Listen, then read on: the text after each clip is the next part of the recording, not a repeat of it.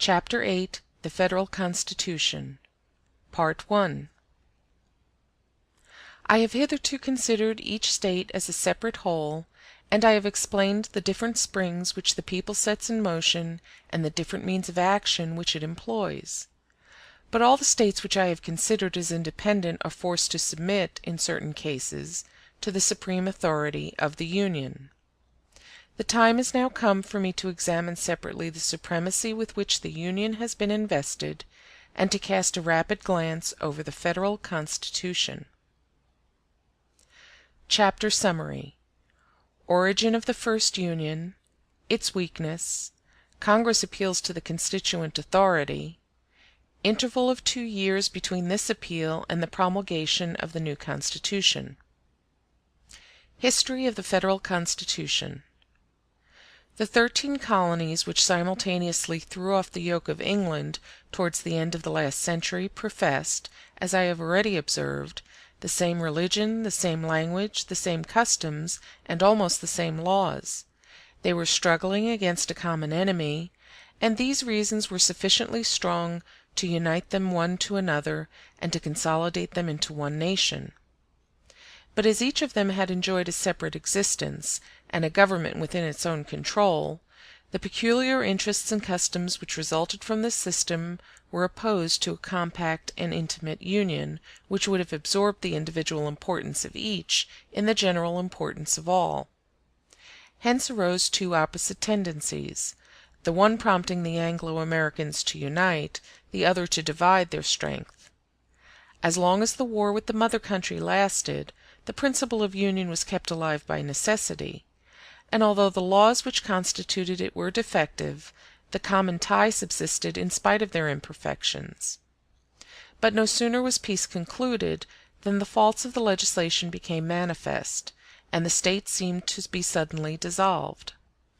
Each colony became an independent republic, and assumed an absolute sovereignty.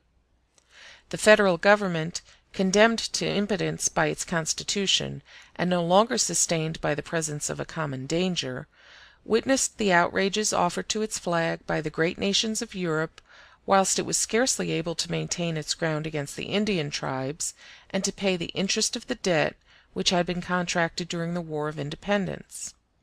It was already on the verge of destruction when it officially proclaimed its inability to conduct the government, and appealed to the constituent authority of the nation.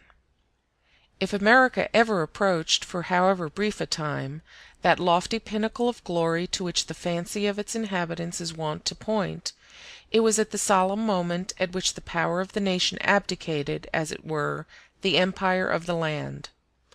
All ages have furnished the spectacle of a people struggling with energy to win its independence, and the efforts of the Americans in throwing off the English yoke have been considerably exaggerated. Separated from their enemies by 3,000 miles of ocean, and backed by a powerful ally, the success of the United States may be more justly attributed to their geographical position than to the valor of their armies or the patriotism of their citizens. It would be ridiculous to compare the American war to the wars of the French Revolution, or the efforts of the Americans to those of the French when they were attacked by the whole of Europe, without credit and without allies, yet capable of opposing a 20th part of their population to the world, and of bearing the torch of revolution beyond their frontiers, whilst they stifled its devouring flame within the bosom of their country.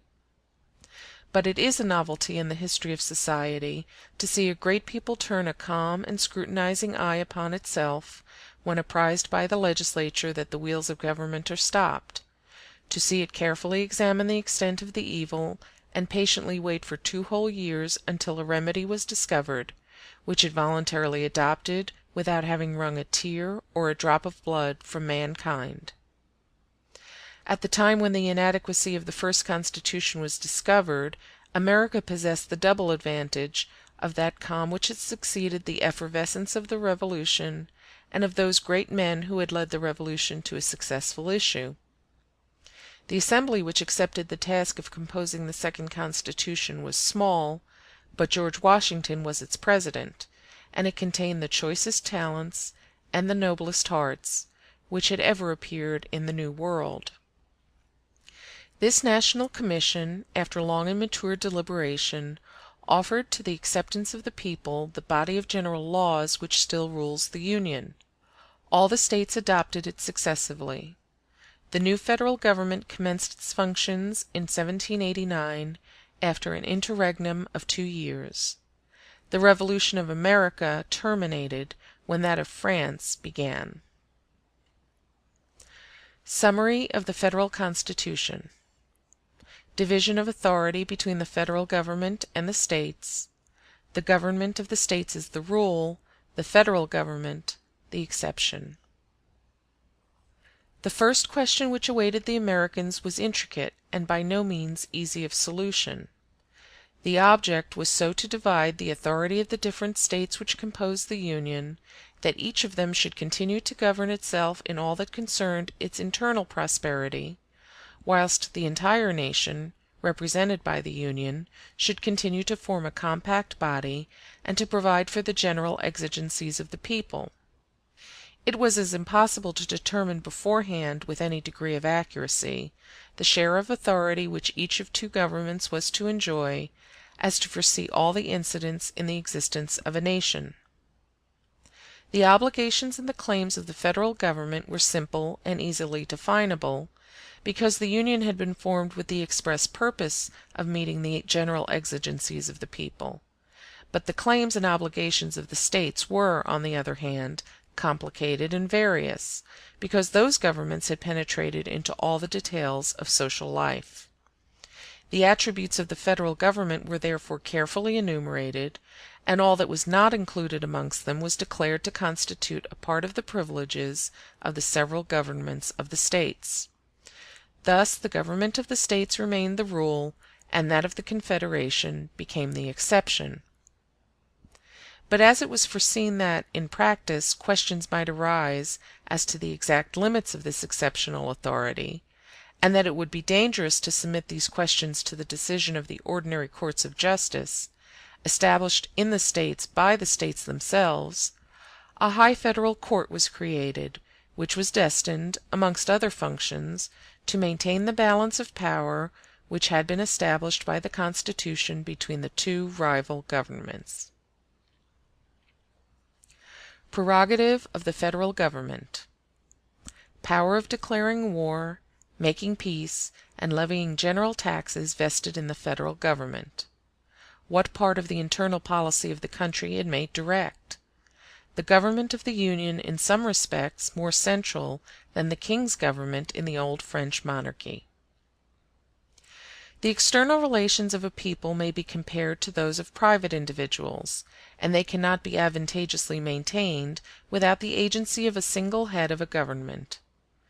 The exclusive right of making peace and war, of concluding treaties of commerce, of raising armies and equipping fleets, was granted to the Union. The necessity of a national government was less imperiously felt in the conduct of the internal policy of society, but there are certain general interests which can only be attended to with advantage by a general authority. The Union was invested with the power of controlling the monetary system, of directing the post office, and of opening the great roads which were to establish a communication between the different parts of the country. The independence of the government of each state was formally recognized in its sphere. Nevertheless, the federal government was authorized to interfere in the internal affairs of the states in a few predetermined cases, in which an indiscreet abuse of their independence might compromise the security of the Union at large. Thus, whilst the power of modifying and changing their legislation at pleasure was preserved in all the republics, they were forbidden to enact ex post facto laws, or to create a class of nobles in their community. Lastly, as it was necessary that the federal government should be able to fulfill its engagements, it was endowed with an unlimited power of levying taxes. In examining the balance of power as established by the Federal Constitution, in remarking on the one hand the portion of sovereignty which has been reserved to the several states, and on the other the share of power which the Union has assumed, it is evident that the federal legislators entertained the clearest and most accurate notions on the nature of the centralization of government. The United States formed not only a republic, but a confederation. Nevertheless, the authority of the nation is more central than it was in several of the monarchies of Europe when the American Constitution was formed. Take, for instance, the two following examples. 13 Supreme Courts of Justice existed in France, which, generally speaking, had the right of interpreting the law without appeal, and those provinces which were styled pays d'etat were authorized to refuse their assent to an impost which had been levied by the sovereign who represented the nation. In the Union there is but one tribunal to interpret, as there is one legislature to make, the laws, and an impost voted by the representatives of the nation is binding upon all the citizens. In these two essential points, therefore, the Union exercises more central authority than the French monarchy possessed, although the Union is only an assemblage of confederate republics. In Spain, certain provinces had the right of establishing a system of custom-house duties peculiar to themselves, although that privilege belongs, by its very nature, to the national sovereignty. In America, the Congress alone has the right of regulating the commercial relations of the states. The government of the Confederation is therefore more centralized in this respect than the Kingdom of Spain. It is true that the power of the Crown in France or in Spain was always able to obtain by force whatever the constitution of the country denied, and that the ultimate result was consequently the same, but I am here discussing the theory of the Constitution. Federal powers. After having settled the limits within which the federal government was to act, the next point was to determine the powers which it was to exert. Legislative powers. Division of the legislative body into two branches. Difference in the manner of forming the two houses. The principle of the independence of the states predominates in the formation of the Senate. The principle of the sovereignty of the nation in the composition of the House of Representatives. Singular effects of the fact that a constitution can only be logical in the early stages of a nation. The plan which had been laid down beforehand for the constitution of the several states was followed, in many points, in the organization of the powers of the Union. The federal legislature of the Union was composed of a Senate and a House of Representatives. A spirit of conciliation prescribed the observance of distinct principles in the formation of these two assemblies. I have already shown that two contrary interests were opposed to each other in the establishment of the federal Constitution. These two interests had given rise to two opinions. It was the wish of one party to convert the Union into a league of independent states, or a sort of Congress, at which the representatives of the several peoples would meet to discuss certain points of their common interests. The other party desired to unite the inhabitants of the American colonies into one sole nation, and to establish a government which should act as the sole representative of the nation, as far as the limited sphere of its authority would permit. The practical consequences of these two theories were exceedingly different. The question was whether a league was to be established instead of a national government, whether the majority of the state, instead of the majority of the inhabitants of the Union, was to give the law, for every state, the small as well as the great, would then remain in the full enjoyment of its independence, and enter the Union upon a footing of perfect equality. If, however, the inhabitants of the United States were to be considered as belonging to one and the same nation, it would be just that the majority of the citizens of the Union should prescribe the law. Of course, the lesser states could not subscribe to the application of this doctrine without, in fact, abdicating their existence in relation to the sovereignty of the Confederation, since they would have passed from the condition of a co-equal and co-legislative authority to that of an insignificant fraction of a great people. But if the former system would have invested them with an excessive authority, the latter would have annulled their influence altogether. Under these circumstances the result was that the strict rules of logic were evaded, as is usually the case when interests are opposed to arguments. A middle course was hit upon by the legislators, which brought together by force two systems theoretically irreconcilable. The principle of the independence of the states prevailed in the formation of the Senate, and that of the sovereignty of the nation predominated in the composition of the House of Representatives. It was decided that each state should send 2 senators to Congress, and a number of representatives proportioned to its population. It results from this arrangement that the state of New York has at the present day 40 representatives and only 2 senators. The state of Delaware has 2 senators and only 1 representative. The state of Delaware is therefore equal to the state of New York in the Senate, whilst the latter has 40 times the influence of the former in the House of Representatives. Thus, if the minority of the nation preponderates in the Senate, it may paralyze the decisions of the majority represented in the other House, which is contrary to the spirit of constitutional government. These facts show how rare and how difficult it is, rationally and logically, to combine all the several parts of legislation. In the course of time different interests arise, and different principles are sanctioned by the same people. And when a general constitution is to be established, these interests and principles are so many natural obstacles to the rigorous application of any political system with all its consequences. The early stages of national existence are the only periods at which it is possible to maintain the complete logic of legislation, and when we perceive a nation in the enjoyment of this advantage, before we hasten to conclude that it is wise, we should do well to remember that it is young. When the Federal Constitution was formed, the interests of independence for the separate states, and the interest of union for the whole people, were the only 2 conflicting interests which existed among the Anglo-Americans, and a compromise was necessarily made between them. It is, however, just to acknowledge that this part of the Constitution has not hitherto produced those evils which might have been feared. All the states are young and contiguous, their customs, their ideas, and their exigencies are not dissimilar, and the differences which result from their size or inferiority do not suffice to set their interests at variance. The small states have consequently never been induced to league themselves together in the Senate to oppose the designs of the larger ones, and indeed there is so irresistible an authority in the legitimate expression of the will of a people that the Senate could offer but a feeble opposition to the vote of the majority of the House of Representatives. It must not be forgotten, on the other hand, that it was not in the power of the American legislators to reduce to a single nation the people for whom they were making laws.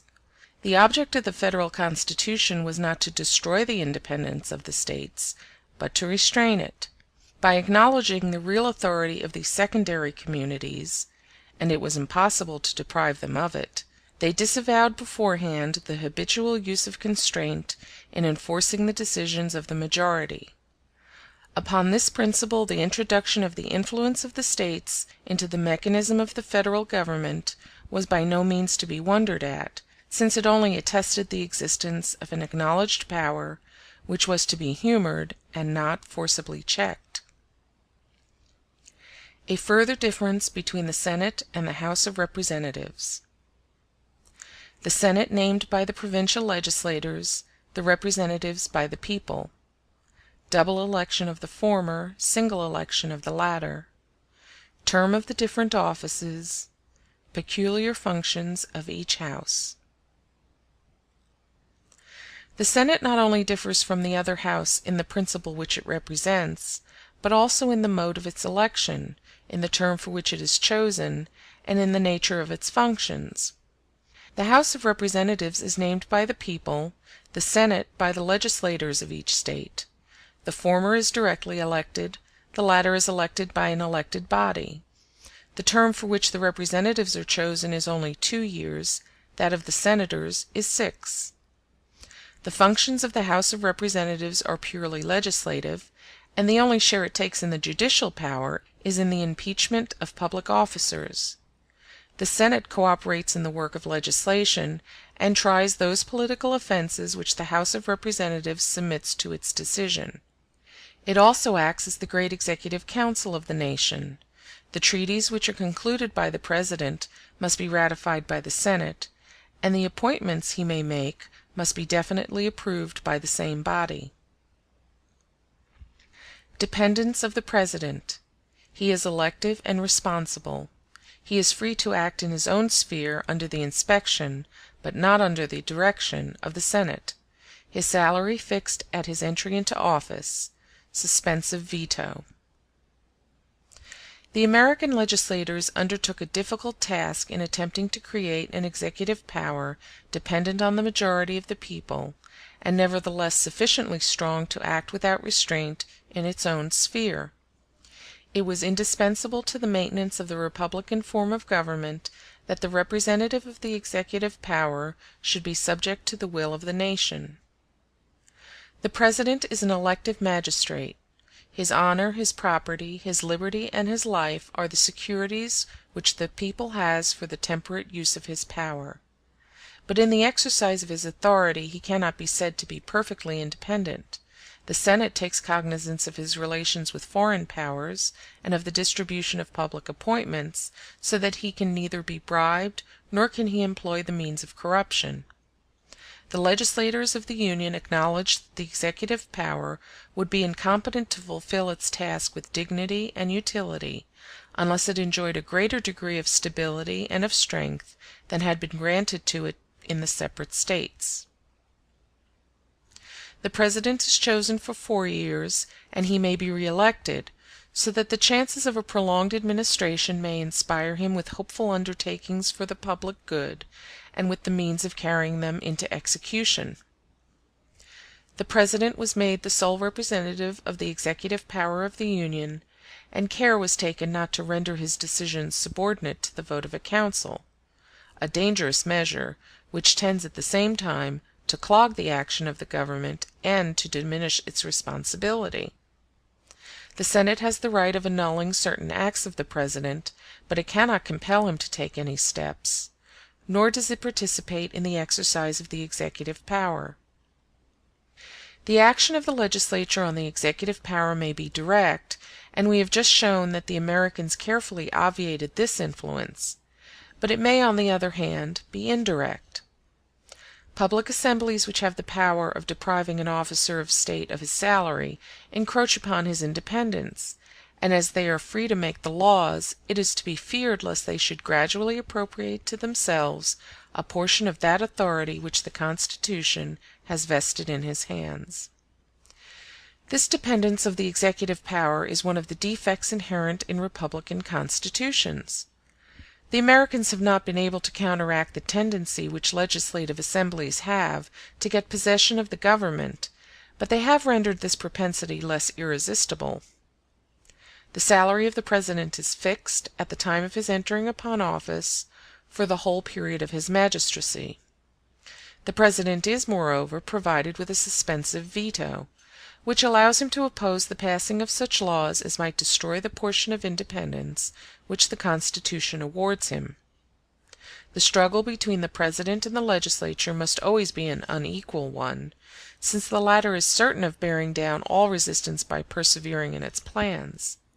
But the suspensive veto forces it at least to reconsider the matter, and, if the motion be persisted in, it must then be backed by a majority of 2/3 of the whole House. The veto is, in fact, a sort of appeal to the people. The executive power, which, without this security, might have been secretly oppressed, adopts this means of pleading its cause and stating its motives. But if the legislature is certain of overpowering all resistance by persevering in its plans, I reply that in the constitutions of all nations, of whatever kind they may be, a certain point exists at which the legislator is obliged to have recourse to the good sense and the virtue of his fellow citizens. This point is more prominent and more discoverable in republics, whilst it is more remote and more carefully concealed in monarchies, but it always exists somewhere. There is no country in the world in which everything can be provided for by the laws, or in which political institutions can prove a substitute for common sense and public morality. Differences between the position of the President of the United States and that of a constitutional king of France. Executive power in the United States as limited and as partial as the supremacy which it represents. Executive power in France as universal as the supremacy it represents. The king a branch of the legislature, the president the mere executor of the law. Other differences resulting from the duration of the two powers. The president checked in the exercise of the executive authority, the king independent in its exercise.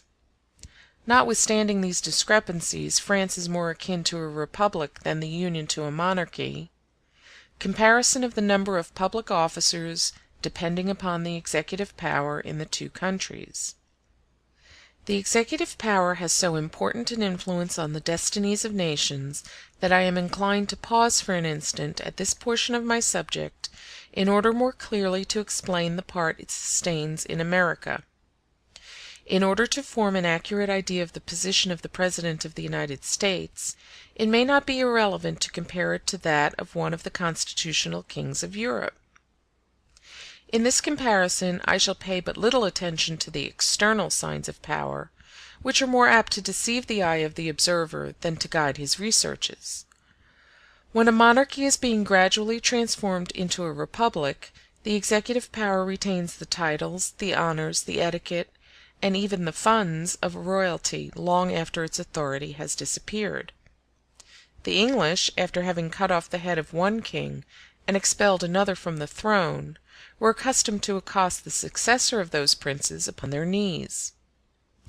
On the other hand, when a republic falls under the sway of a single individual, the demeanor of the sovereign is simple and unpretending, as if his authority was not yet paramount. When the emperors exercised an unlimited control over the fortunes and the lives of their fellow citizens, it was customary to call them Caesar in conversation, and they were in the habit of supping without formality at their friends' houses. It is therefore necessary to look below the surface. The sovereignty of the United States is shared between the Union and the States, whilst in France it is undivided and compact. Hence arises the first and the most notable difference which exists between the President of the United States and the King of France. In the United States the executive power is as limited and partial as the sovereignty of the Union in whose name it acts. In France it is as universal as the authority of the state. The Americans have a federal and the French a national government. End of Chapter 8, Part 1.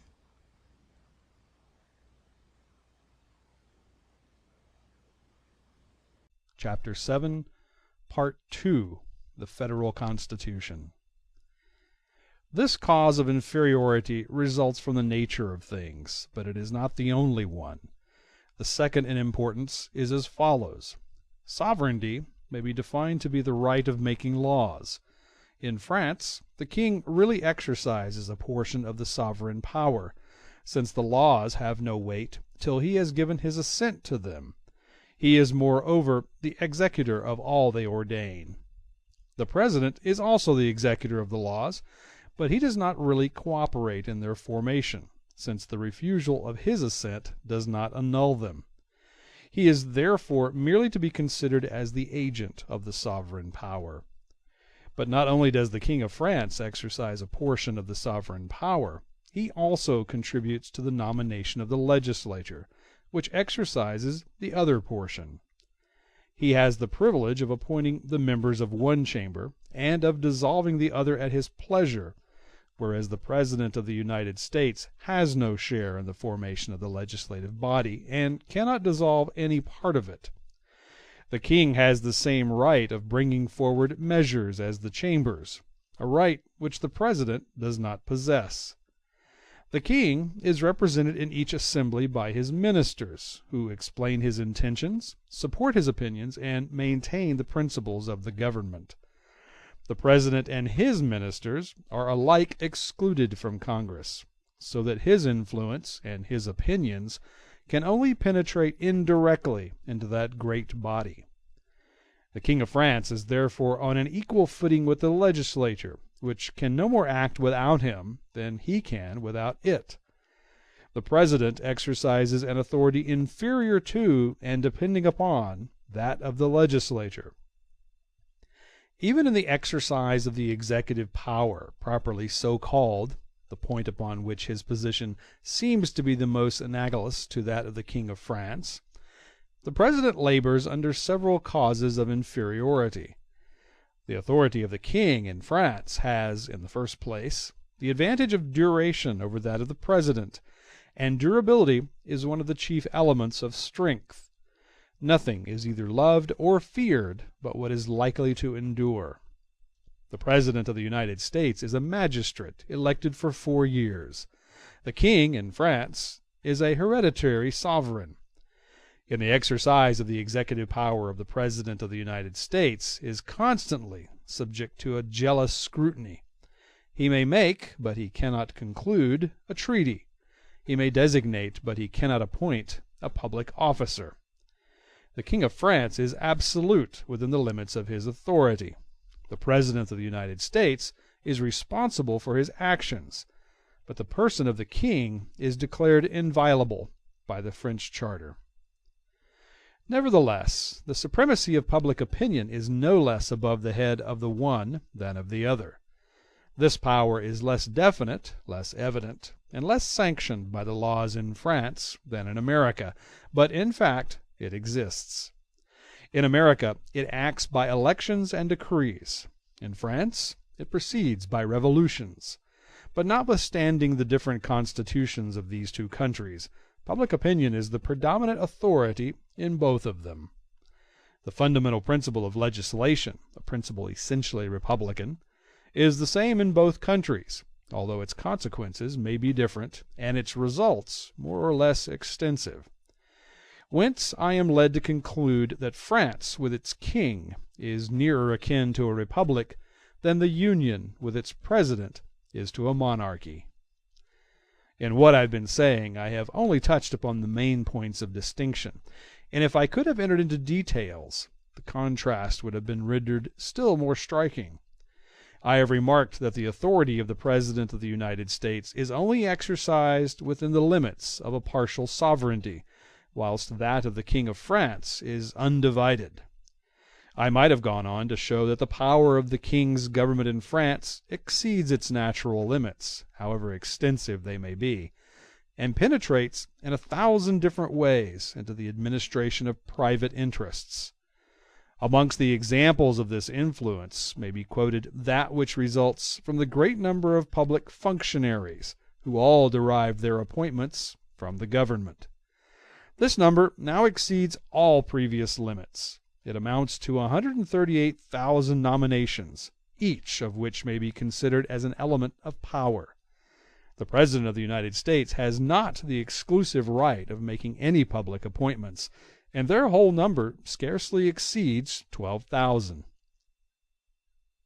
Accidental causes which may increase the influence of the executive government. External security of the Union, army of 6,000 men, few ships. The President has no opportunity of exercising his great prerogatives. In the prerogatives he exercises, he is weak. If the executive government is feebler in America than in France, the cause is more attributable to the circumstances than to the laws of the country. It is chiefly in its foreign relations that the executive power of a nation is called upon to exert its skill and its vigor. If the existence of the Union were perpetually threatened, and if its chief interests were in daily connection with those of other powerful nations, the executive government would assume an increased importance in proportion to the measures expected of it, and those which it would carry into effect. The President of the United States is the commander-in-chief of the army, but an army composed of only 6,000 men. He commands the fleet, but the fleet reckons but few sail. He conducts the foreign relations of the Union, but the United States are a nation without neighbors. Separated from the rest of the world by the ocean, and too weak as yet to aim at the dominion of the seas, they have no enemies, and their interests rarely come into contact with those of any other nation of the globe. The practical part of a government must not be judged by the theory of its constitution. The President of the United States is in the possession of almost royal prerogatives, which he has no opportunity of exercising, and of those privileges which he can at present use are very circumscribed. The law allows him to possess a degree of influence which circumstances do not permit him to employ. On the other hand, the great strength of the royal prerogatives in France arises from circumstances far more than from laws. There the executive government is constantly struggling against prodigious obstacles, and exerting all its energies to repress them, so that it increases by the extent of its achievements and by the importance of the events it controls without modifying its constitution. If the laws had made it as feeble and as circumscribed as it is in the Union, its influence would very soon become still more preponderant. Why the President of the United States does not require the majority of the two houses in order to carry on the government. It is an established axiom in Europe that a constitutional king cannot persevere in a system of government which is opposed by the two other branches of the legislature. But several presidents of the United States have been known to lose the majority in the legislative body without being obliged to abandon the supreme power and without inflicting a serious evil upon society. I have heard this fact quoted as an instance of the independence and the power of the executive government in America. A moment's reflection will convince us, on the contrary, that it is a proof of its extreme weakness. A king in Europe requires the support of the legislature to enable him to perform the duties imposed upon him by the Constitution, because those duties are enormous. A constitutional king in Europe is not merely the executor of the law, but the execution of its provisions devolves so completely upon him that he has the power of paralyzing its influence if it opposes his designs. He requires the assistance of the legislative assemblies to make the law, but those assemblies stand in need of his aid to execute it. These two authorities cannot subsist without each other, and the mechanism of government is stopped as soon as they are at variance. In America, the President cannot prevent any law from being passed, nor can he evade the obligation of enforcing it. His sincere and zealous cooperation is no doubt useful, but it is not indispensable in the carrying on of public affairs. All of his important acts are directly or indirectly submitted to the legislature, and of his own free authority he can do but little. It is therefore his weakness, and not his power, which enables him to remain in opposition to Congress. In Europe, harmony must reign between the Crown and the other branches of the legislature, because a collision between them may prove serious. In America, this harmony is not indispensable, because such a collision is impossible. Election of the President. Dangers of the elective system increase in proportion to the extent of the prerogative. This system possible in America because no powerful executive authority is required. What circumstances are favorable to the elective system? Why the election of the President does not cause a deviation from the principles of the government. Influence of the election of the President on secondary functionaries.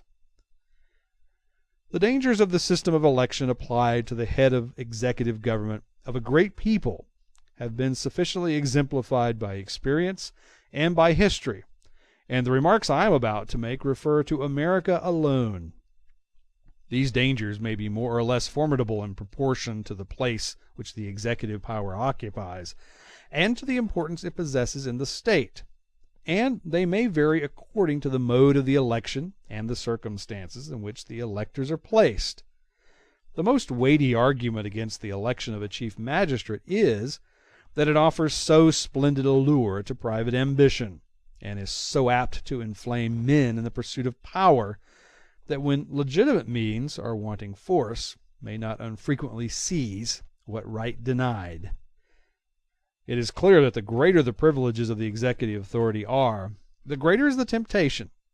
The more the ambition of the candidates is excited, the more warmly are their interests espoused by a throng of partisans who hope to share the power when their patron has won the prize. The dangers of the elective system increase, therefore, in the exact ratio of the influence exercised by the executive power in the affairs of the state. The revolutions of Poland were not solely attributable to the elective system in general, but to the fact that the elected monarch was the sovereign of a powerful kingdom. Before we can discuss the absolute advantages of the elective system, we must make preliminary inquiries as to whether the geographical position, the laws, the habits, the manners, and the opinions of the people amongst whom it is to be introduced will admit of the establishment of a weak and dependent executive government. For to attempt to render the representative of the state a powerful sovereign, and at the same time elective, is, in my opinion, to entertain two incompatible designs. To reduce hereditary royalty to the condition of an elective authority, the only means that I am acquainted with are to circumscribe its sphere of action beforehand, gradually to diminish its prerogatives, and to accustom the people to live without its protection. Nothing, however, is further from the designs of the republicans of Europe than this course. As many of them owe their hatred of tyranny to the sufferings which they have personally undergone, it is oppression, and not the extent of the executive power, which excites their hostility, and they attack the former without perceiving how nearly it is connected with the latter. Hereto, no citizen has shown any disposition to expose his honor and his life in order to become the President of the United States, because the power of that office is temporary, limited, and subordinate. The prize of fortune must be great to encourage adventurers in so desperate a game.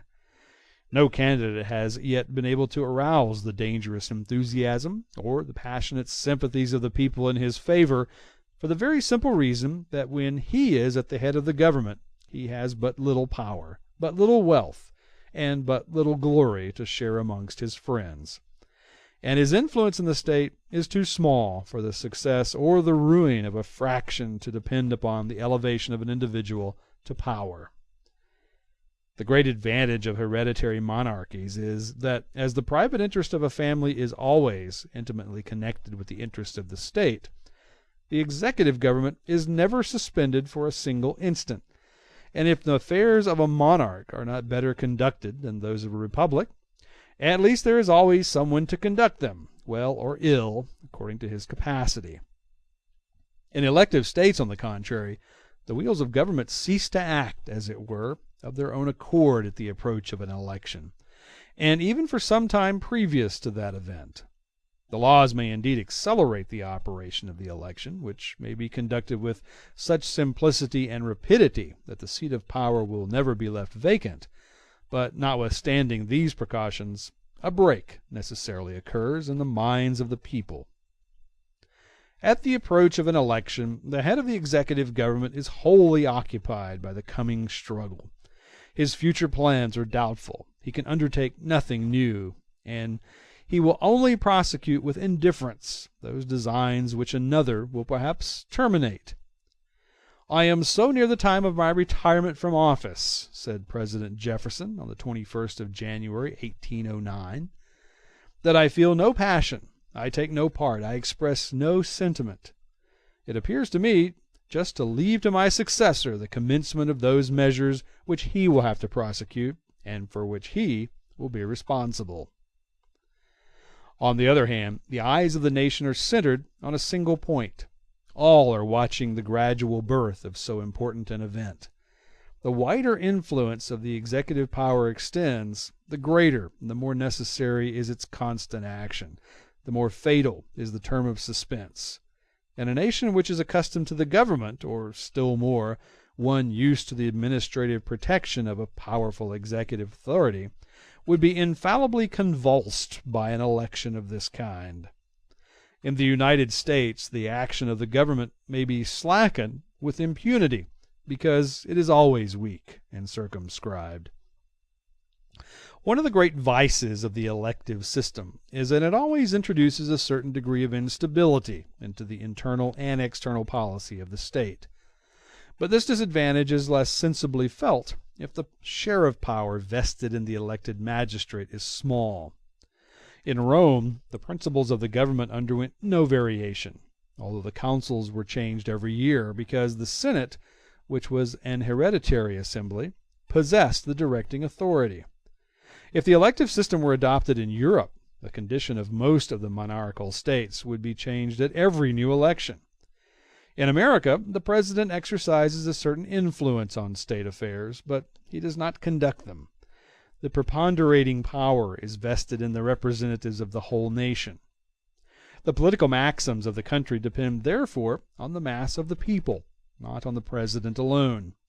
And consequently, in America, the elective system has no very prejudicial influence on the fixed principles of the government.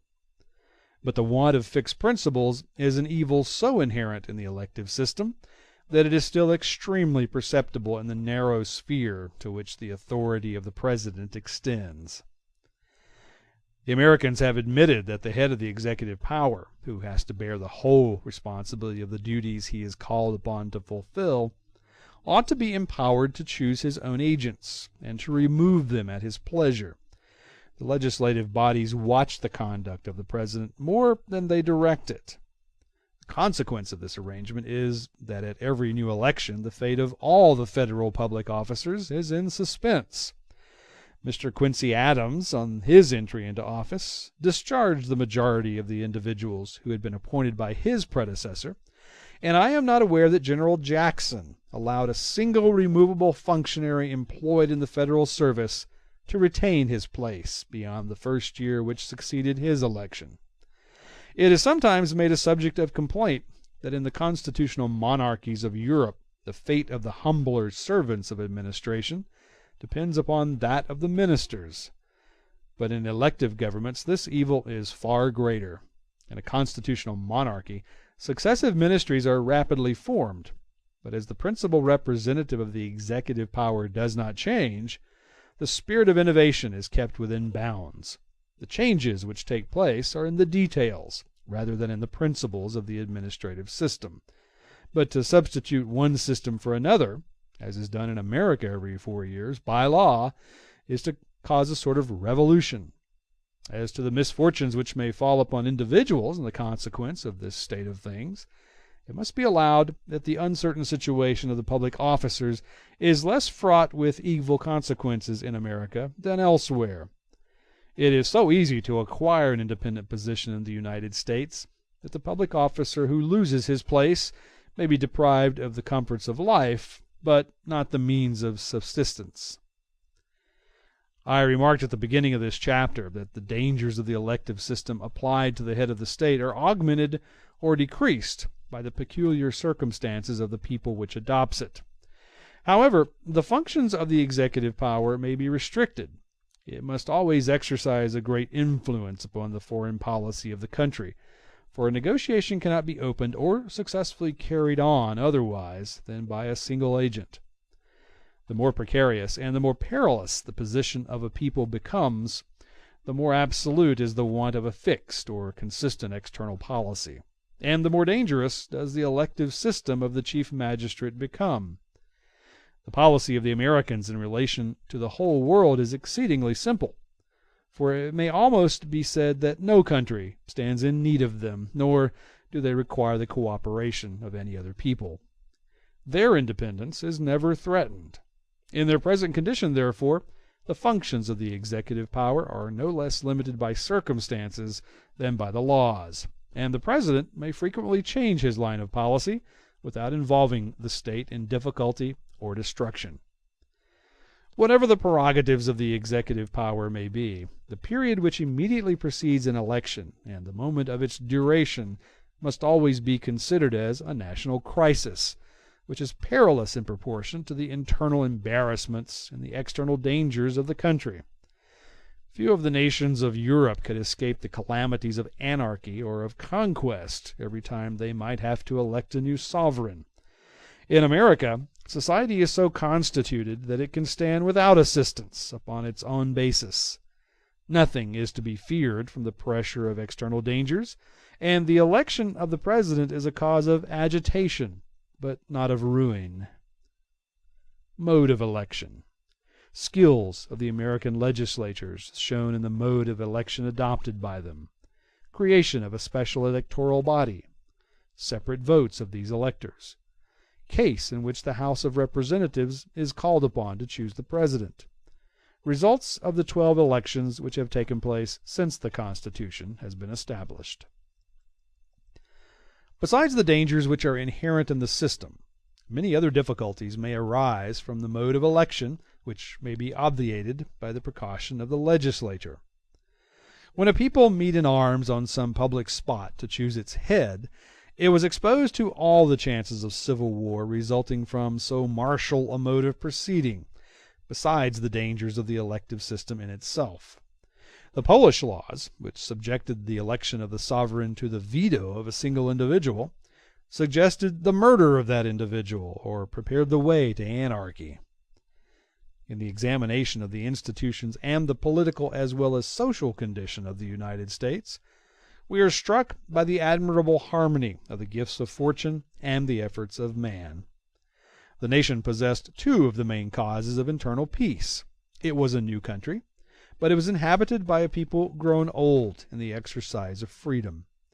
America had no hostile neighbors to dread, and the American legislatures, profiting by these favorable circumstances, created a weak and subordinate executive power which could, without danger, be made elective.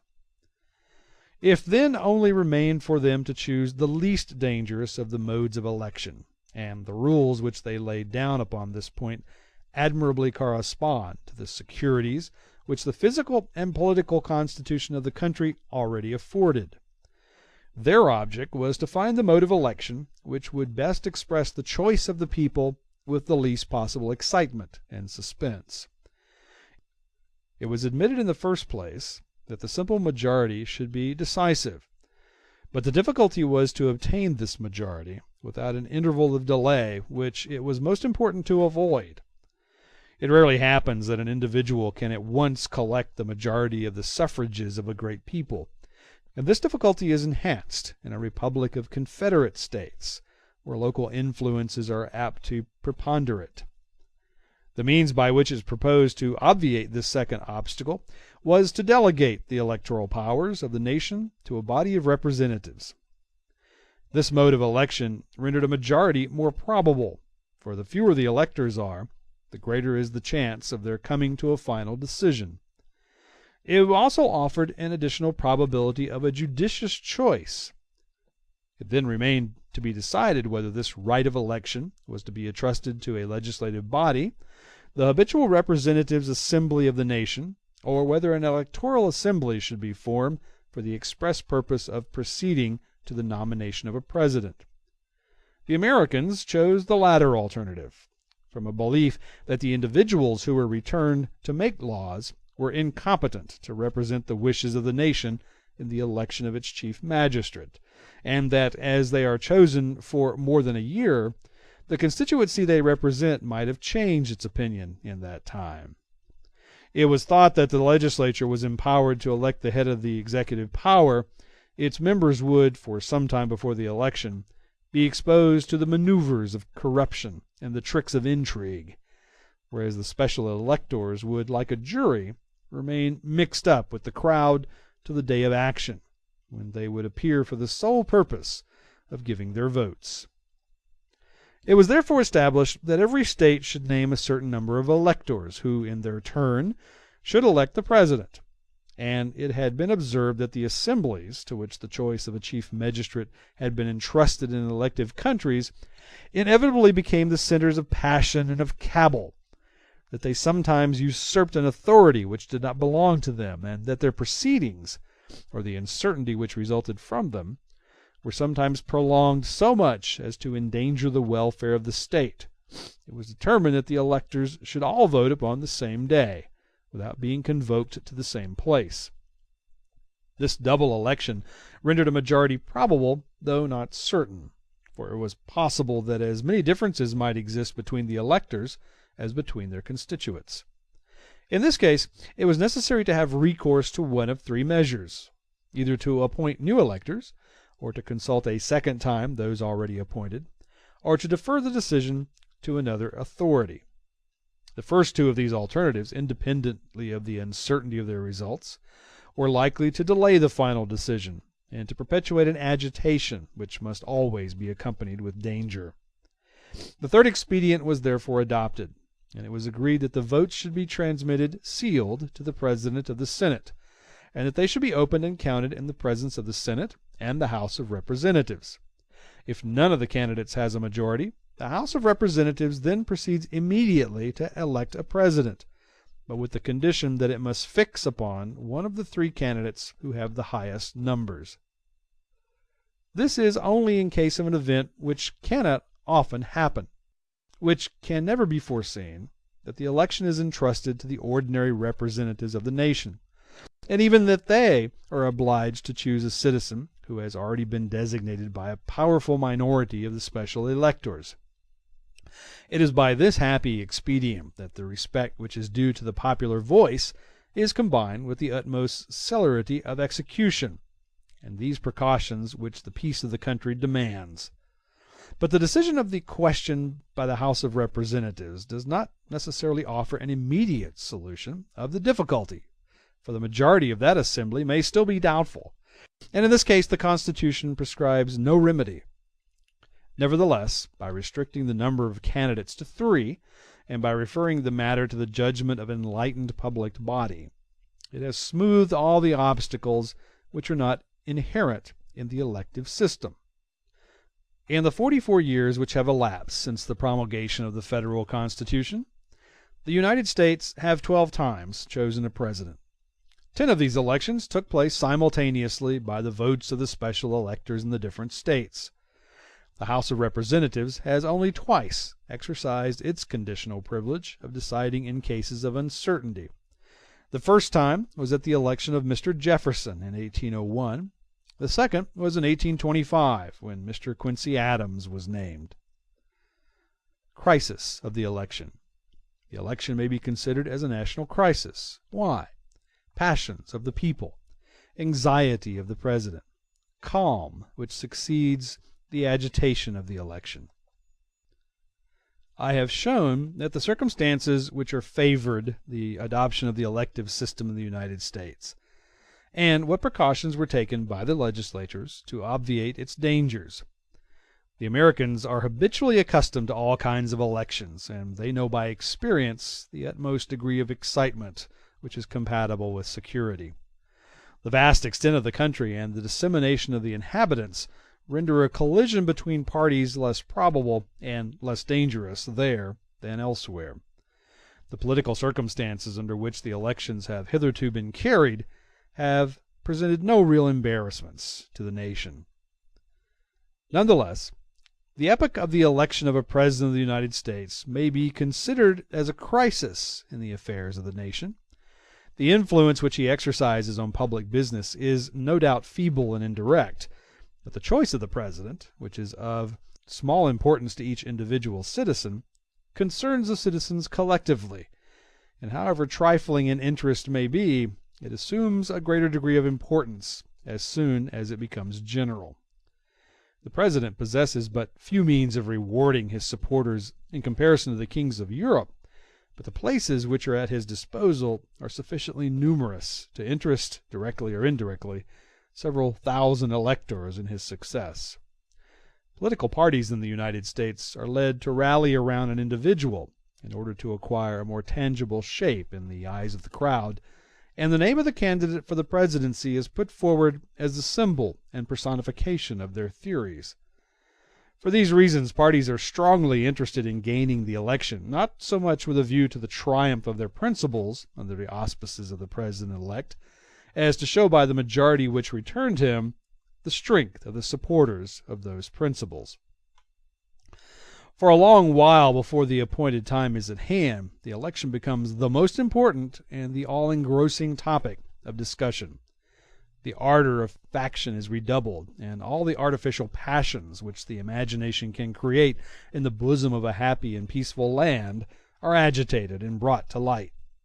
The President, on the other hand, is absorbed by the cares of self-defense. He no longer governs for the interest of the state, but for that of his re-election, He does homage to the majority, and instead of checking its passions, as his duty commands him to do, he frequently courts its worst caprices. As the election draws near, the activity of intrigue and the agitation of the populace increase. The citizens are divided into hostile camps, each of which assumes the name of its favorite candidate. The whole nation glows with feverish excitement.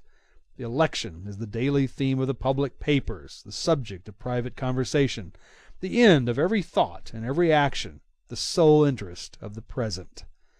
As soon as the choice is determined, this ardor is dispelled, and as a calmer season returns, the current of the state, which had nearly broken its banks, sinks to its usual level. But who can refrain from astonishment at the causes of the storm? End of Chapter 7, Part 2. Chapter 8, Part 3. Chapter 8, The Federal Constitution, Part 3. Re-election of the President. Chapter Summary. When the head of the executive power is re-eligible, it is the state which is the source of intrigue and corruption. The desire of being re-elected, the chief aim of a President of the United States. Disadvantage of the system peculiar to America. The natural evil of democracy is that it subordinates all authority to the slightest desires of the majority. The re-election of the President encourages this evil. It may be asked whether the legislators of the United States did right or wrong in allowing the re-election of the President. It seems at first sight contrary to all reason to prevent the head of the executive power from being elected a second time. The influence which the talents and the character of a single individual may exercise upon the fate of a whole people, in critical circumstances or arduous times, is well known. A law preventing the re-election of the chief magistrate would deprive the citizens of the surest pledge of the prosperity and the security of the Commonwealth, and, by a singular inconsistency, a man would be excluded from the government at the very time when he had shown his ability in conducting its affairs. But if these arguments are strong, perhaps still more powerful reasons may be advanced against them. Intrigue and corruption are the natural defects of elective government. But when the head of the state can be re-elected, these evils rise to a great height, and compromise the very existence of the country. When a simple candidate seeks to rise by intrigue, his maneuvers must necessarily be limited to a narrow sphere. But when the chief magistrate enters the lists, he borrows the strength of the government for his own purposes. In the former case, the feeble resources of an individual are in action. In the latter, the state itself, with all its immense influence, is busied in the work of corruption and cabal. The private citizen, who employs the most immoral practices to acquire power, can only act in a manner indirectly prejudicial to the public prosperity. But if the representative of the executive descends into the combat, the cares of government dwindle into second-rate importance, and the success of his election is his first concern. All laws and all the negotiations he undertakes are to him nothing more than electioneering schemes. Places become the reward of services rendered, not to the nation but to its chief, and the influence of the government, if not injurious to the country, is at least no longer beneficial to the community for which it was created.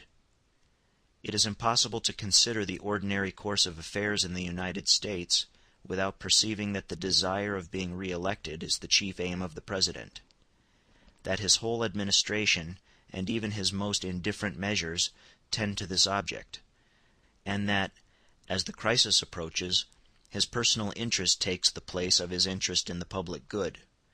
The principle of re-eligibility renders the corrupt influence of elective government still more extensive and pernicious. In America it exercises a peculiarly fatal influence on the sources of national existence. Every government seems to be afflicted by some evil which is inherent in its nature, and the genius of the legislator is shown in eluding its attacks. A state may survive the influence of a host of bad laws, and the mischief they cause is frequently exaggerated. But a law which encourages the growth of the canker within must prove fatal in the end. although its bad consequences may not be immediately perceived. The principle of destruction in absolute monarchies lies in the excessive and unreasonable extension of the prerogative of the Crown, and a measure tending to remove the constitutional provisions which counterbalance this influence would be radically bad, even if its immediate consequences were unattended with evil.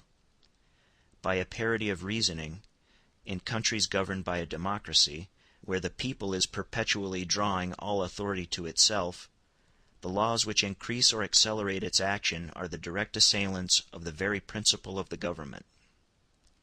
The greatest proof of the ability of the American legislators is, that they clearly discerned this truth, and that they had the courage to act up to it. They conceived that a certain authority above the body of the people was necessary, which should enjoy a degree of independence, without, however, being entirely beyond the popular control, an authority which would be forced to comply with the permanent determinations of the majority, but which would be able to resist its caprices and to refuse its most dangerous demands. To this end they centered the whole executive power of the nation in a single arm. They granted extensive prerogatives to the President, and they armed him with the veto to resist the encroachments of the legislature. But by introducing the principle of re-election, they partly destroyed their work, and they rendered the President but little inclined to exert the great power they had vested in his hands. If ineligible a second time, the President would be far from independent of the people, for his responsibility would not be lessened, but the favor of the people would not be so necessary to him as to induce him to court it by humoring its desires. If re-eligible, and this is more especially true at the present day, when political morality is relaxed, and when great men are rare, the President of the United States becomes an easy tool in the hands of the majority. He adopts its likings and its animosities. He hastens to anticipate its wishes. He forestalls its complaints. He yields to its idlest cravings, and instead of guiding it, as the legislature intended that he should do, he is ever ready to follow its bidding.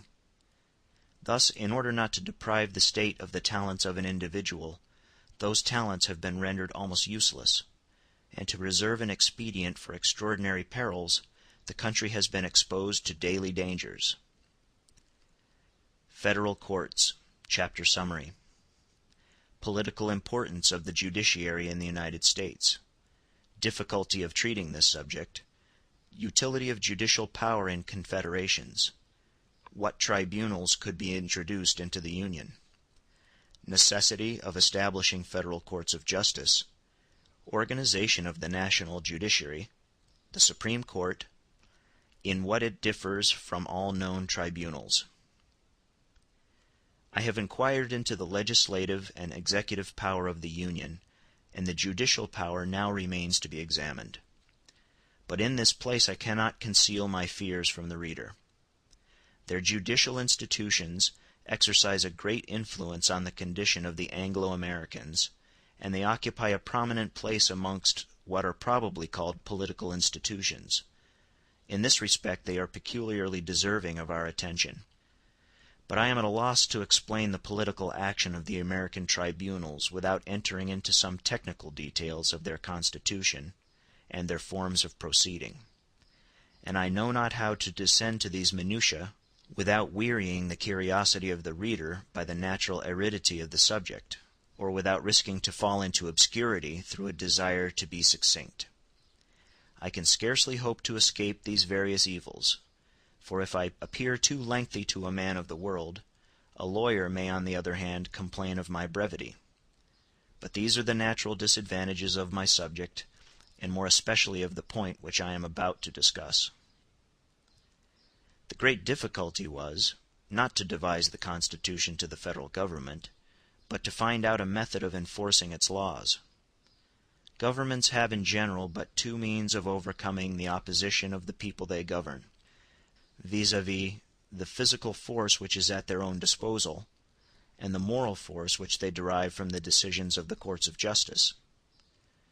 A government which should have no other means of exacting obedience than open war must be very near its ruin, for one of two alternatives would then probably occur. If its authority was small and its character temperate, it would not resort to violence till the last extremity, and it would connive at a number of partial acts of insubordination, in which case the state would gradually fall into anarchy. If it was enterprising and powerful, it would perpetually have recourse to its physical strength, and would speedily degenerate into a military despotism, so that its activity would not be less prejudicial to the community than its inaction. The great end of justice is to substitute the notion of right for that of violence, and to place a legal barrier between the power of the government and the use of physical force. The authority which is awarded to the intervention of a court of justice by the general opinion of mankind is so surprisingly great that it clings to the mere formalities of justice, and gives a bodily influence to the shadow of the law. The moral force which courts of justice possess renders the introduction of physical force exceedingly rare, and is very frequently substituted for it. But if the latter proves to be indispensable, its power is doubled by the association of the idea of law. A federal government stands in greater need of the support of judicial institutions than any other, because it is naturally weak and exposed to formidable opposition. If it were always obliged to resort to violence in the first instance, it could not fulfill its task. The Union, therefore, required a national judiciary to enforce the obedience of the citizens to the laws, and to repeal the attacks which might be directed against them. The question then remained as to what tribunals were to exercise these privileges.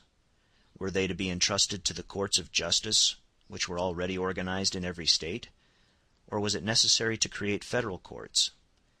It may easily be proved that the Union could not adapt the judicial power of the states to its wants. The separation of the judiciary from the administrative power of the state no doubt affects the security of every citizen and the liberty of all. But it is no less important to the existence of the nation that these several powers should have the same origin, should follow the same principles, and act in the same sphere; in a word, that they should be correlative and homogeneous. No one, I presume, ever suggested the advantage of trying offences committed in France by a foreign court of justice in order to secure the impartiality of the judges. The Americans form one people in relation to their federal government, but in the bosom of this people diverse political bodies have been allowed to subsist which are dependent on the national government in a few points, and independent in all the rest; which have all a distinct origin, maxims peculiar to themselves, and special means of carrying on their affairs. To entrust the execution of the laws of the Union to tribunals instituted by these political bodies would be to allow foreign judges to preside over the nation. Nay, more, not only is each state foreign to the Union at large, but it is in perpetual opposition to the common interests, since whatever authority the Union loses turns to the advantage of the states. Thus to enforce the laws of the Union by means of the tribunals of the states would be to allow not only foreign but partial judges to preside over the nation. But the number, still more than the mere character, of the tribunals of the states rendered them unfit for the service of the nation. When the Federal Constitution was formed, there were already 13 courts of justice in the United States which decided causes without appeal. That number is now increased to 24. To suppose that a state can subsist when its fundamental laws may be subjected to 24 different interpretations at the same time is to advance a proposition alike contrary to reason and to experience. The American legislators, therefore, agreed to create a federal judiciary power to apply the laws of the Union, and to determine certain questions affecting general interests, which were carefully determined beforehand. The entire judicial power of the Union was centered in one tribunal, which was denominated the Supreme Court of the United States. But, to facilitate the expedition of business, inferior courts were appended to it, which were empowered to decide causes of small importance without appeal, and with appeal causes of more magnitude. The members of the Supreme Court are named neither by the people nor the legislature, but by the President of the United States, acting with the advice of the Senate. In order to render them independent of the other authorities, their office was made inalienable, and it was determined that their salary, when once fixed, should not be altered by the legislature. It was easy to proclaim the principle of a federal judiciary, but difficulties multiplied when the extent of its jurisdiction was to be determined. Chapter summary. Means of determining the jurisdiction of the federal courts. Difficulty of determining the jurisdiction of separate courts of justice and confederations. The courts of the Union obtained the right of fixing their own jurisdiction. In what respect this rule attacks the portion of sovereignty reserved to the several states. The sovereignty of these states restricted by the laws and the interpretation of the laws. Consequently, the danger of the several states is more apparent than real. As the Constitution of the United States recognized two distinct powers in presence of each other, represented in a judicial point of view by two distinct classes of courts of justice, the utmost care which could be taken in defining their separate jurisdictions would have been insufficient to prevent frequent collisions between those tribunals. The question then arose, to whom the right of deciding the competency of each court was to be referred. In nations which constitute a single body politic, when a question is debated between two courts relating to their mutual jurisdiction, a third tribunal is generally within reach to decide the difference. And this is effected without difficulty, because in these nations the questions of judicial competency have no connection with the privileges of the national supremacy. But it was impossible to create an arbiter between a superior court of the Union and the superior court of a separate state, which would not belong to one of these two classes. It was, therefore, necessary to allow one of these courts to judge its own cause, and to take or retain cognizance of the point which was contested. To grant this privilege to the different courts of the states would have been to destroy the sovereignty of the Union de facto after having established it de jure. For the interpretation of the Constitution would soon have restored that portion of independence to the states of which the terms of that act deprived them. The object of the creation of a federal tribunal was to prevent the courts of the states from deciding questions affecting the national interests in their own department, and so to form a uniform body of jurisprudence for the interpretation of the laws of the Union. This end would not have been accomplished if the courts of the several states had been competent to decide upon cases in their separate capacities from which they were obliged to abstain as federal tribunals. The Supreme Court of the United States was therefore invested with the right of determining all questions of jurisdiction. This was a severe blow upon the independence of the states, which was thus restricted not only by the laws, but by the interpretation of them, by one limit which was known, and by another which was dubious, by a rule which was certain, and a rule which was arbitrary. It is true the Constitution had laid down the precise limits of the federal supremacy, but whenever this supremacy is contested by one of the states, a federal tribunal decides the question.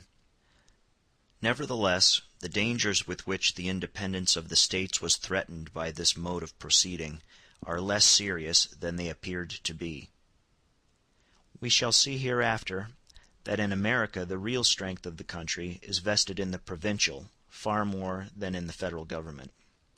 The federal judges are conscious of the relative weakness of the power in whose name they act, and they are more inclined to abandon a right of jurisdiction in cases where it is justly their own than to assert a privilege to which they have no legal claim. Different cases of jurisdiction. Chapter summary. The matter and the party are the first conditions of the federal jurisdiction. Suits in which ambassadors are engaged. Suits of the Union. Of a separate state. By whom tried. Causes resulting from the laws of the Union. Why judged by the federal tribunals. Causes relating to the performance of contracts tried by the federal courts.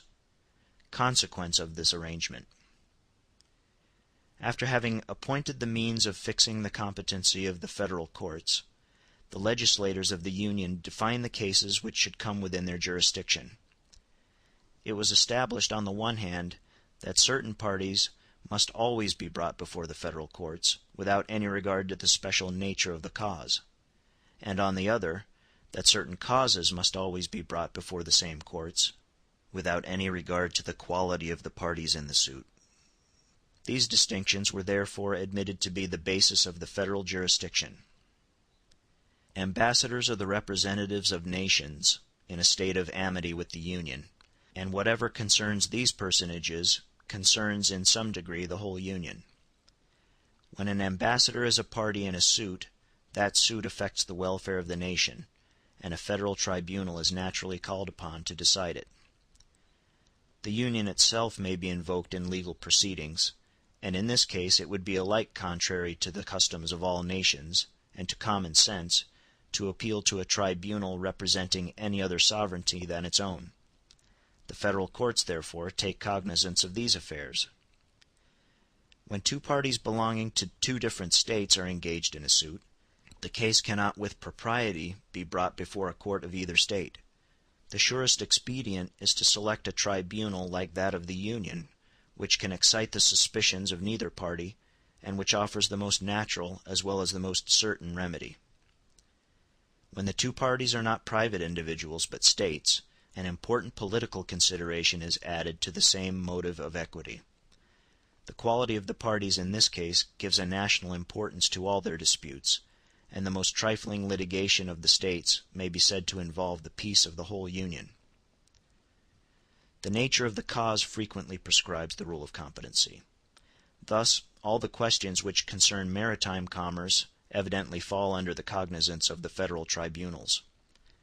Almost all these questions are connected with the interpretation of the law of nations, and in this respect they essentially interest the Union in relation to foreign powers. Moreover, as the sea is not included within the limits of any peculiar jurisdiction, the national courts can only hear causes which originate in maritime affairs. The Constitution comprises under one head almost all the cases which by their very nature come within the limits of the federal courts. The rule which it lays down is simple, but pregnant with an entire system of ideas and with a vast multitude of facts. It declares that the judicial power of the Supreme Court shall extend to all cases in law and equity arising under the laws of the United States. Two examples will put the intention of the legislator in the clearest light. The Constitution prohibits the states from making laws on the value and circulation of money. If, notwithstanding this prohibition, a state passes a law of this kind, with which the interested parties refuse to comply because it is contrary to the Constitution, the case must come before a federal court, because it arises under the laws of the United States.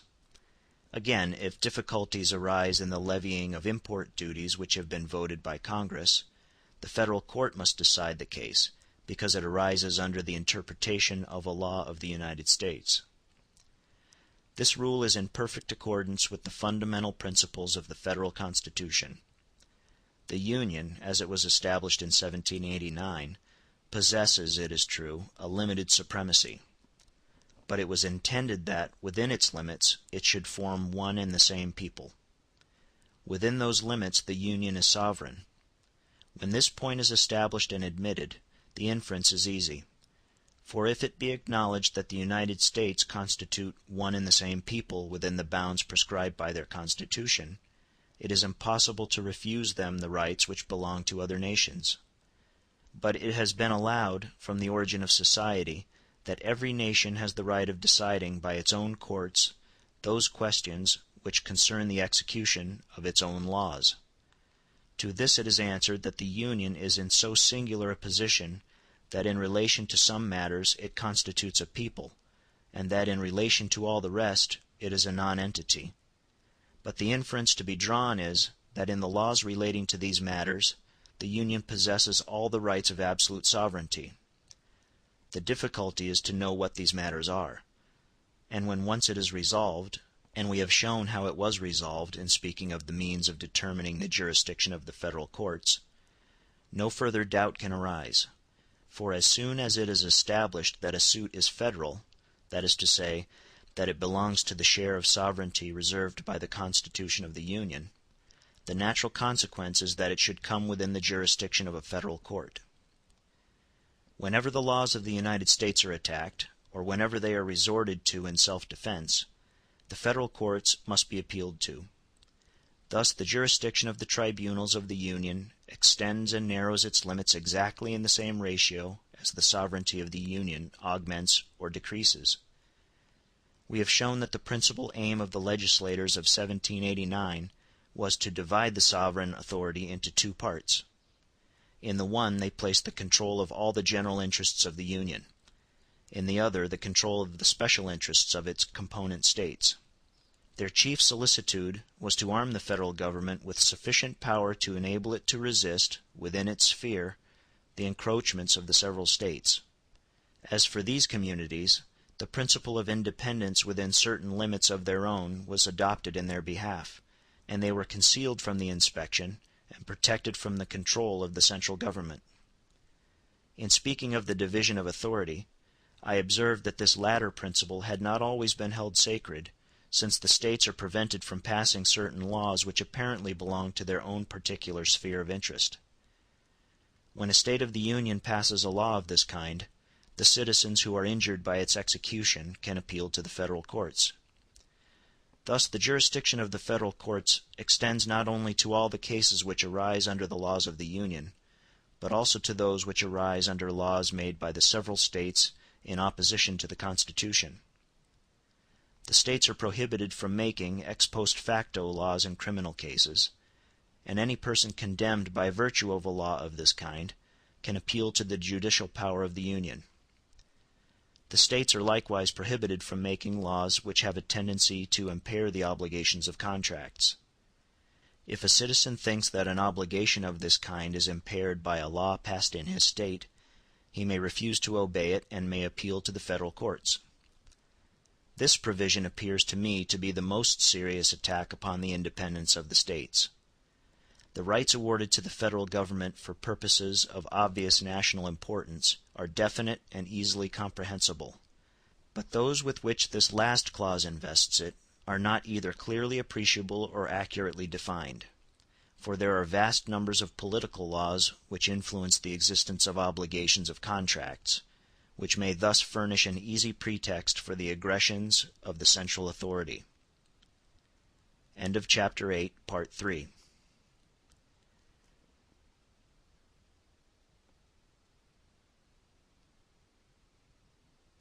Chapter 8, Part 4. Chapter 8, The Federal Constitution, Part 4. Procedure of the Federal Courts. Chapter Summary. Natural weakness of the judiciary power in confederations. Legislators ought to strive as much as possible to bring private individuals and not states before the federal courts. How the Americans have succeeded in this. Direct prosecution of private individuals in the federal courts. Indirect prosecution of the states which violate the laws of the Union. The decrees of the Supreme Court enervate but do not destroy the provincial laws. I have shown what the privileges of the federal courts are, and it is no less important to point out the manner in which they are exercised. The irresistible authority of justice in countries in which the sovereignty is undivided is derived from the fact that the tribunals of those countries represent the entire nation at issue with the individual against whom their decree is directed, and the idea of power is thus introduced to corroborate the idea of right. But this is not always the case in countries in which the sovereignty is divided. In them the judicial power is more frequently opposed to a fraction of the nation than to an isolated individual, and its moral authority and physical strength are consequently diminished. In federal states the power of the judge is naturally decreased, and that of the justiciable parties is augmented. The aim of the legislator in confederate states ought therefore to be to render the position of the courts of justice analogous to that which they occupy in countries where the sovereignty is undivided. In other words, his efforts ought constantly to tend to maintain the judicial power of the confederation as the representative of the nation, and the justiciable party as representative of an individual interest. Every government, whatever may be its constitution, requires the means of constraining its subjects to discharge their obligations, and of protecting its privileges from their assaults.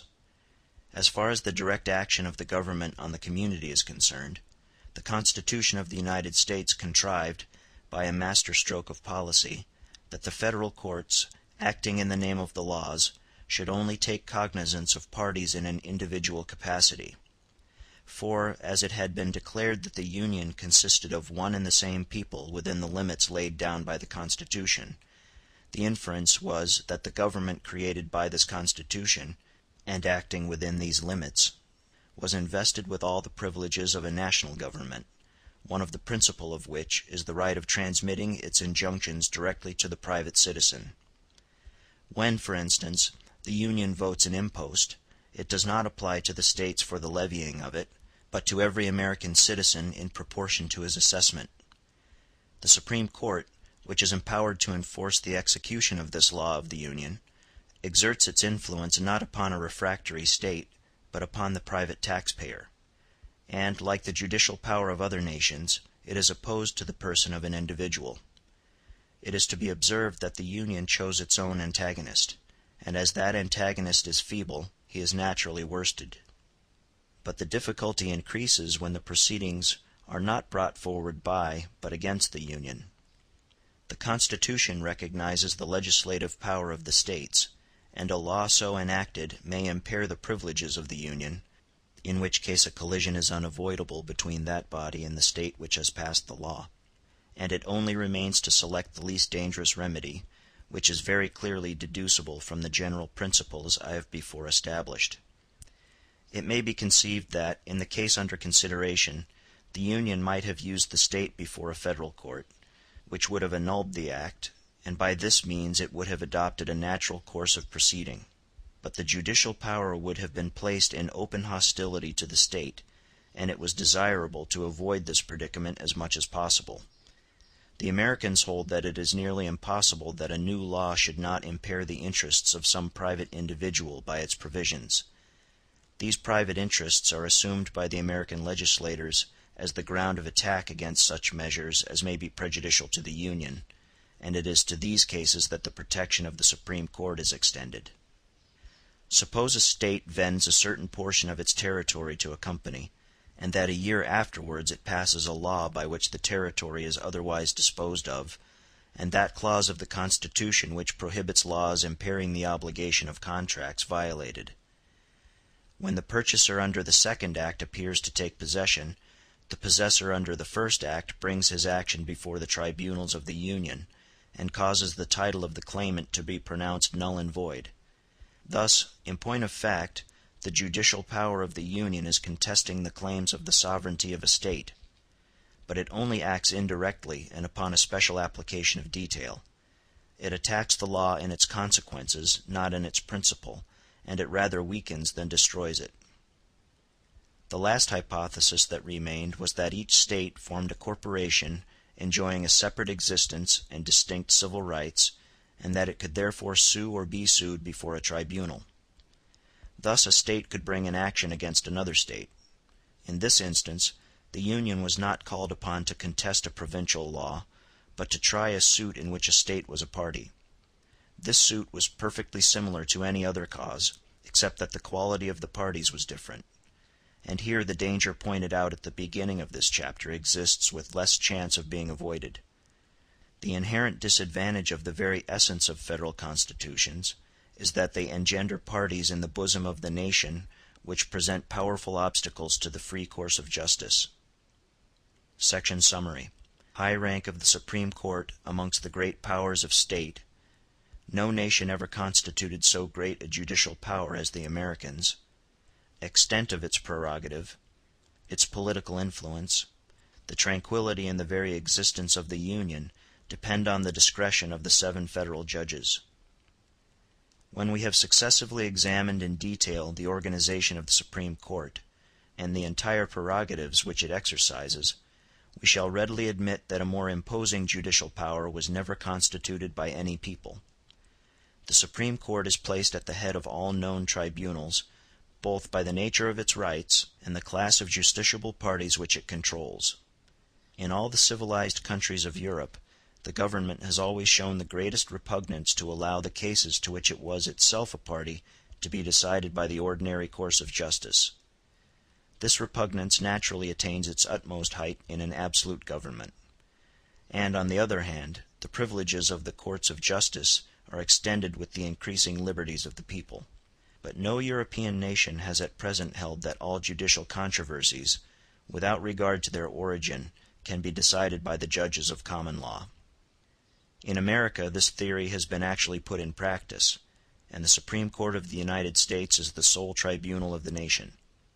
Its power extends to all the cases arising under laws and treaties made by the executive and legislative authorities, to all cases of admiralty and maritime jurisdiction, and in general to all points which affect the law of nations.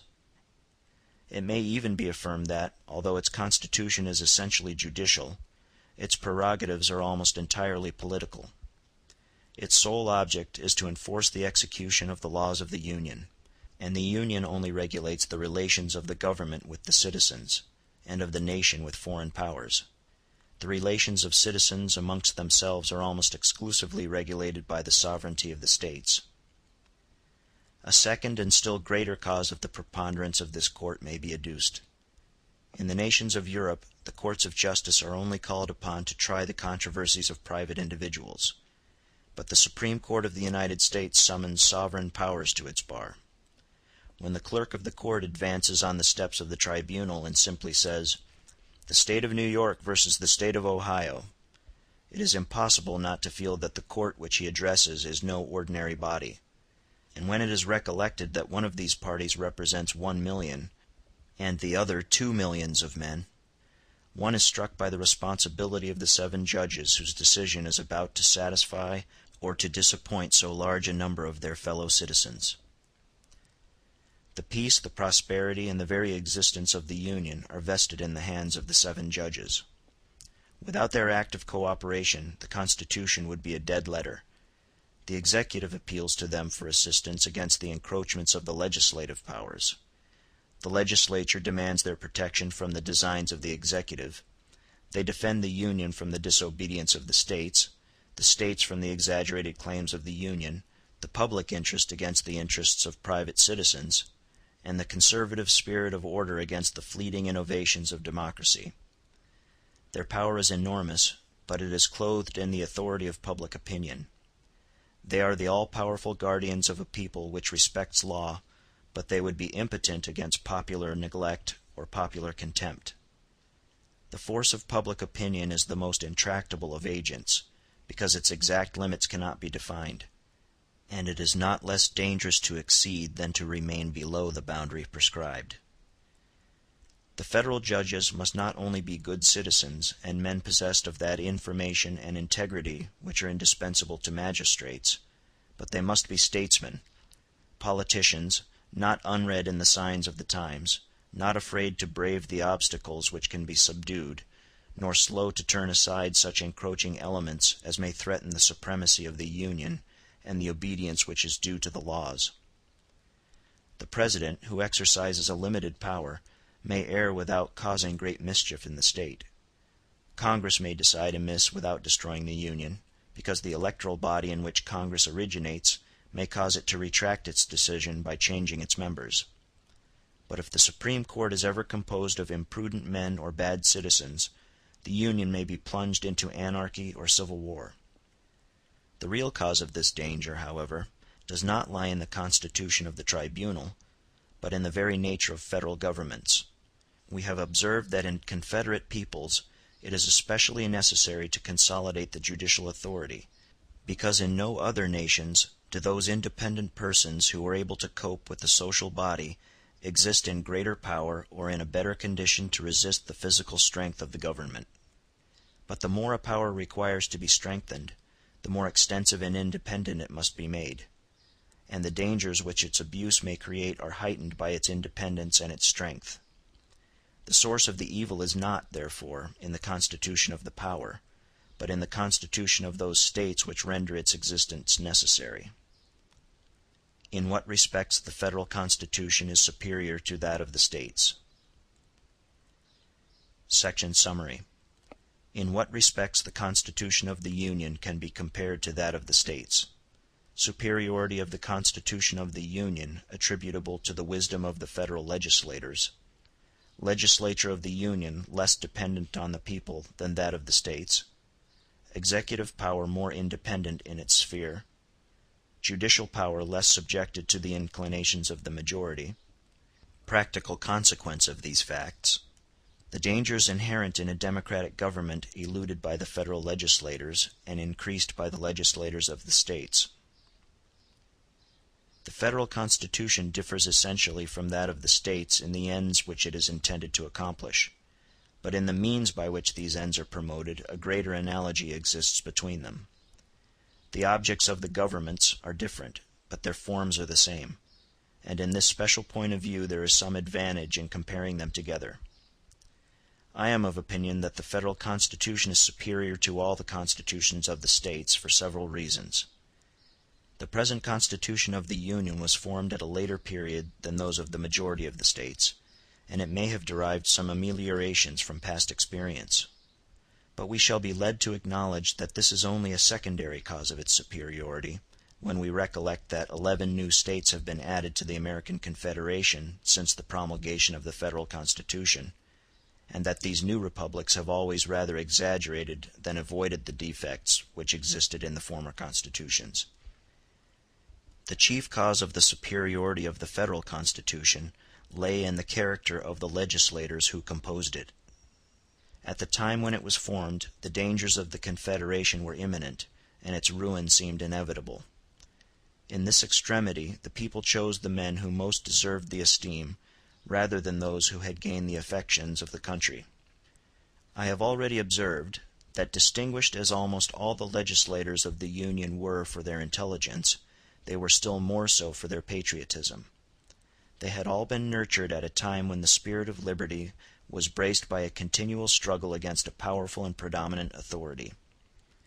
When the contest was terminated, whilst the excited passions of the populace persisted in warring with dangers which had ceased to threaten them, these men stopped short in their career. They cast a calmer and more penetrating look upon the country which was now their own. They perceived that the War of Independence was definitely ended, and that the only dangers which America had to fear were those which might result from the abuse of the freedom she had won. They had the courage to say what they believed to be true, because they were animated by a warm and sincere love of liberty, and they ventured to propose restrictions, because they were resolutely opposed to destruction. The greater number of the constitutions of the States assign 1 year for the duration of the House of Representatives and 2 years for that of the Senate, so that members of the legislative body are constantly and narrowly tied down by the slightest desires of their constituents. The legislators of the Union were of opinion that this excessive dependence of the legislature tended to alter the nature of the main consequences of the representative system, since it vested the source not only of authority but of government in the people. They increased the length of the time for which the representatives were returned, in order to give them freer scope for the exercise of their own judgment. The Federal Constitution, as well as the constitutions of the different States, divided the legislative body into 2 branches, but in the States these 2 branches were composed of the same elements, and elected in the same manner. The consequence was that the passions and inclinations of the populace were as rapidly and as energetically represented in one chamber as in the other, and that laws were made with all the characteristics of violence and precipitation. By the Federal Constitution, the 2 houses originate in like manner in the choice of the people, but the conditions of eligibility and the mode of election were changed, to the end that, if, as is the case in certain nations, one branch of the legislature represents the same interests as the other, it may at least represent a superior degree of intelligence and discretion. A mature age was made one of the conditions of the senatorial dignity, and the upper house was chosen by an elected assembly of a limited number of members. To concentrate the whole social force in the hands of the legislative body is the natural tendency of democracies. For as this is the power which emanates the most directly from the people, it is made to participate most fully in the preponderating authority of the multitude, and it is naturally led to monopolize every species of influence. This concentration is at once prejudicial to a well-conducted administration and favorable to the despotism of the majority. The legislators of the States frequently yielded to these democratic propensities, which were invariably and courageously resisted by the founders of the Union. In the States the executive power is vested in the hands of a magistrate, who is apparently placed upon a level with the legislature, but who is in reality nothing more than the blind agent and the passive instrument of its decisions. He can derive no influence from the duration of his functions, which terminate with the revolving year, or from the exercise of prerogatives which can scarcely be said to exist. The legislature can condemn him to inaction by entrusting the execution of the laws to special committees of its own members, and can annul his temporary dignity by depriving him of his salary. The Federal Constitution vests all the privileges and all the responsibility of the executive power in a single individual. The duration of the presidency is fixed at 4 years. The salary of the individual who fills that office cannot be altered during the term of his functions. He is protected by a body of official dependents, and armed with a suspensive veto. In short, every effort was made to confer a strong and independent position upon the executive authority within the limits which had been prescribed to it. In the constitutions of all the States, the judicial power is that which remains the most independent of the legislative authority. Nevertheless, in all the States, the legislature has reserved to itself the right of regulating the emoluments of the judges, a practice which necessarily subjects these magistrates to its immediate influence. In some States the judges are only temporarily appointed, which deprives them of a great portion of their power and their freedom. In others the legislative and judicial powers are entirely confounded. Thus the Senate of New York, for instance, constitutes in certain cases the superior court of the State. The Federal Constitution, on the other hand, carefully separates the judicial authority from all external influences, and it provides for the independence of the judges by declaring that their salary shall not be altered and that their functions shall be inalienable. The practical consequences of these different systems may easily be perceived. An attentive observer will soon remark that the business of the Union is incomparably better conducted than that of any individual State. The conduct of the Federal Government is more fair and more temperate than that of the States, its designs are more fraught with wisdom, its projects are more durable and more skillfully combined, its measures are put into execution with more vigor and consistency. I recapitulate the substance of this chapter in a few words. The existence of democracies is threatened by two dangers, viz., the complete subjection of the legislative body to the caprices of the electoral body, and the concentration of all the powers of the government in the legislative authority. The growth of these evils has been encouraged by the policy of the legislators of the States, but it has been resisted by the legislators of the Union by every means which lay within their control. Section Summary. Characteristics which distinguish the Federal Constitution of the United States of America from all other federal constitutions. American Union appears to resemble all other confederations. Nevertheless, its effects are different. Reason of this. Distinctions between the Union and all other confederations. The American government, not a federal, but an imperfect national government. The United States of America do not afford either the first or the only instance of confederate states, several of which have existed in modern Europe without adverting to those of antiquity. Switzerland, the Germanic Empire, and the Republic of the United Provinces either have been or still are confederations. In studying the constitutions of these different countries, the politician is surprised to observe that the powers with which they invested the federal government are nearly identical with the privileges awarded by the American Constitution to the government of the United States. They confer upon the central power the same rights of making peace and war, of raising money and troops, and of providing for the general exigencies and the common interests of the nation. Nevertheless, the federal government of these different peoples has always been as remarkable for its weakness and inefficiency as that of the Union is for its vigorous and enterprising spirit. Again, the first American Confederation perished through the excessive weakness of its government. And this weak government was, notwithstanding, in possession of rights even more extensive than those of the federal government of the present day. But the more recent Constitution of the United States contains certain principles which exercise a most important influence, although they do not at once strike the observer. This Constitution, which may at first sight be confounded with the federal constitutions which preceded it, rests upon a novel theory, which may be considered as a great invention in modern political science.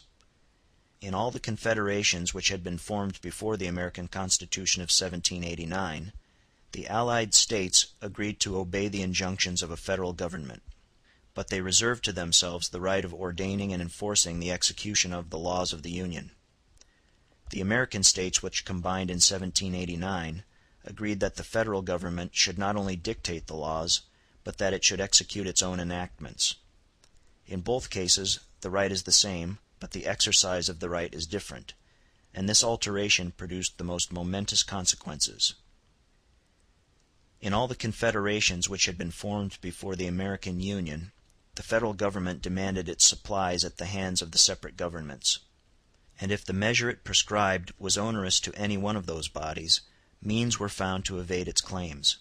If the state was powerful, it had recourse to arms; if it was weak, it connived at the resistance which the law of the Union, its sovereign, met with, and resorted to inaction under the plea of inability. Under these circumstances, one of the two alternatives has invariably occurred.